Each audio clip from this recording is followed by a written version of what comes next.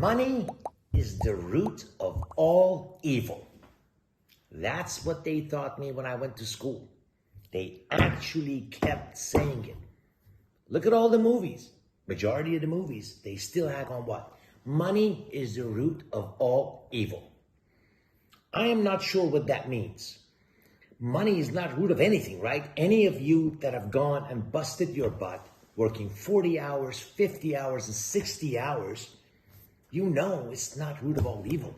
You wonder why you have to work so hard, yet you get paid completely different based on what kind of work you do.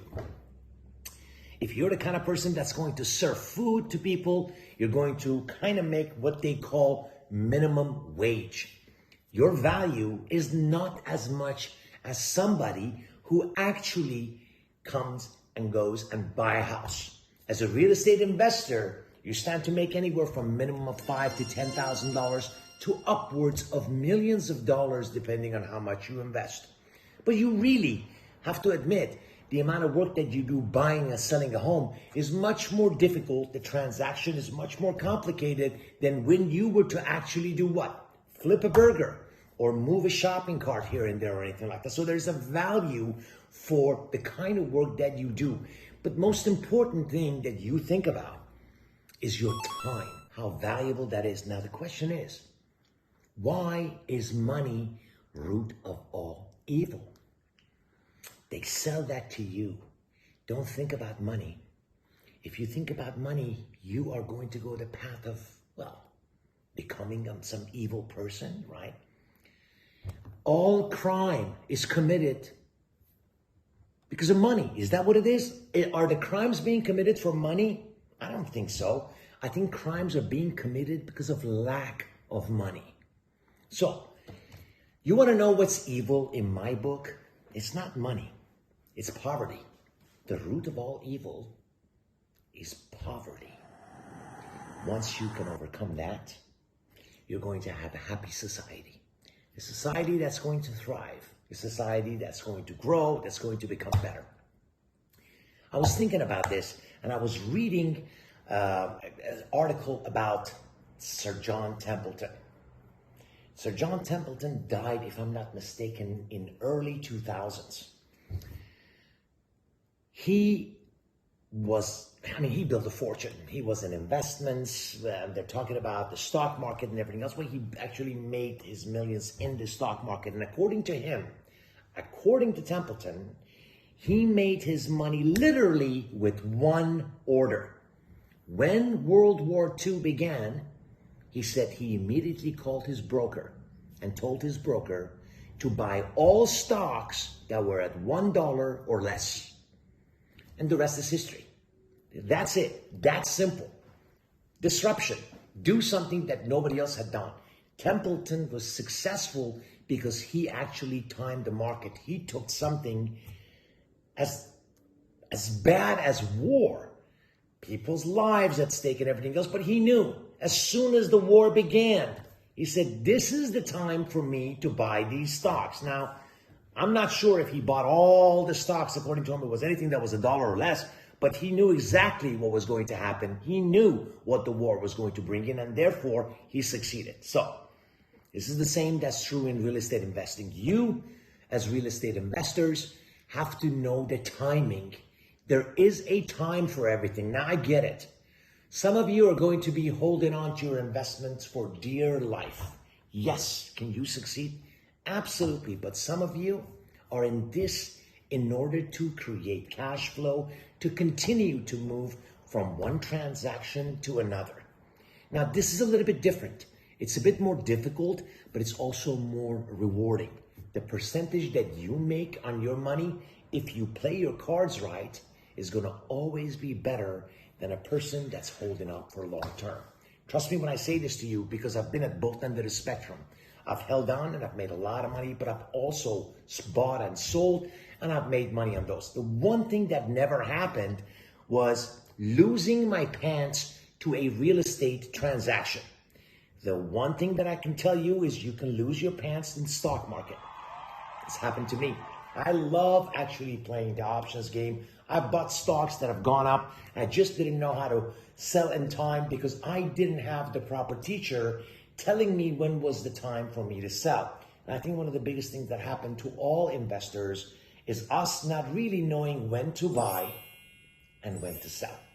Templeton believed that the best time to buy was basically when you were at the best time to sell was at the time that you were at the height of euphoria in any market, right? When everybody's going out there and constantly buying, he said that was the perfect time for you to sell everything you had.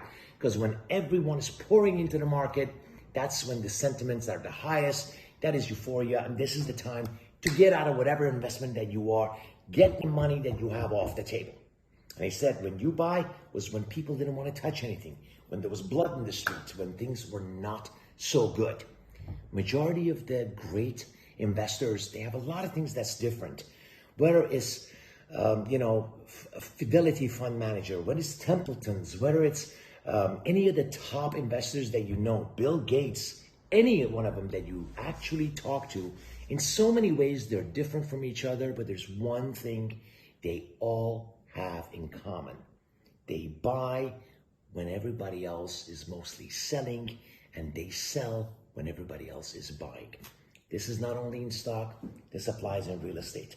I think that time is coming. It will be around the corner when there's going to be properties that are going to be coming on board and are going to be listed. The number of listings are going to increase, and when that happens, things are going to shift. Things are going to be different, I believe, in about a year from now. This upcoming year is going to differentiate anything else that we've looked at. I think the numbers that are coming down the pike with everything that the Fed has done is going to affect the real estate market. Certain markets are going to grow. Certain markets are going to go sideways, and some may go down. Nobody really knows when this is going to happen, but I think that it's coming, and it's probably anywhere from 6 to 18 months out from it taking effect and showing it to you. So be careful out there. If you're buying something, do your analysis as much as you can. Do not just buy a single family residence. If you can, my recommendation is for you to buy multi-unit family investments. This is really important. Now, I think that this would be probably the one thing that's going to make you win in the midst of all this nonsense that's happening. We're heavily into multi-unit purchases. We run multiple funds, and our job is to basically buy multi-unit properties and hold them for a little bit of a long term. Whether we repair them and do the rehab and basically make sure that we rent them. We believe that the short-term rental market is going to be an absolute moneymaker. I believe that what you see are these companies that are disrupting our market completely. One of the biggest disruptors in the market is Airbnb. And I want you to pay attention to it. The concept of short-term rental is not new, but it's not quite clearly out there, and people are not paying attention to it. Most people are still looking at the normal caps, whether that's 4%, 5%, or 6% on long-term leases. Short-term rentals, the people that own those properties are making an absolute killing. The return is pretty much 3 to 1. For every dollar earned, you're going to make about $3. Now, I think that it's time for you to consider this seriously. We just purchased the property in Las Vegas.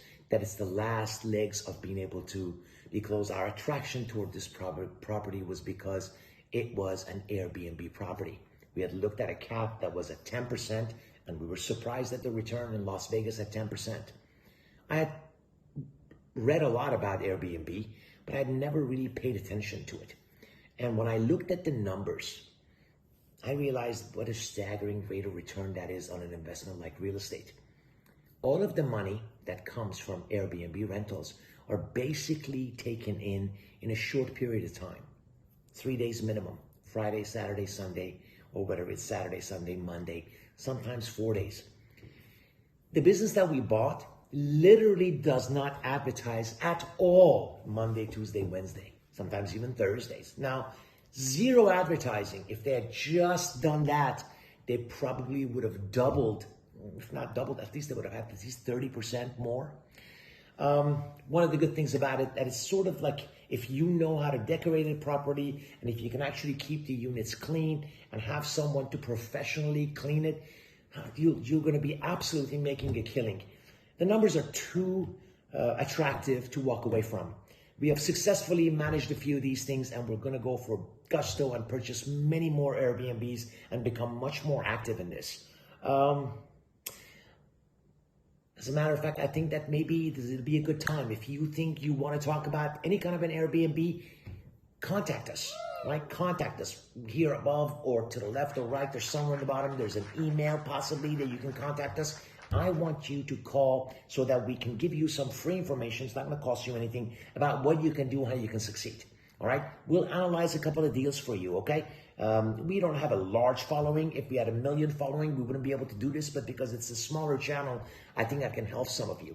And I can probably tell you what to do in order to run it successfully. Now, we also manage some Airbnbs that if you're interested, if you have investors that want to come in, I'd be more than glad to share with you how we do it, how we find the property, and everything else. So pretty much what I can do, if you're an investor and want to get into the field, I can spend maybe about an hour with each investor and teach you guys this thing. I was thinking of doing a webinar, and my partner told me that I should talk about this in my next webinar. I think I'm going to do it. So if you have any interest in this, please contact us. Anyways, that's Kevin. That's it for today. And until next time, I'll see you, crazy fools.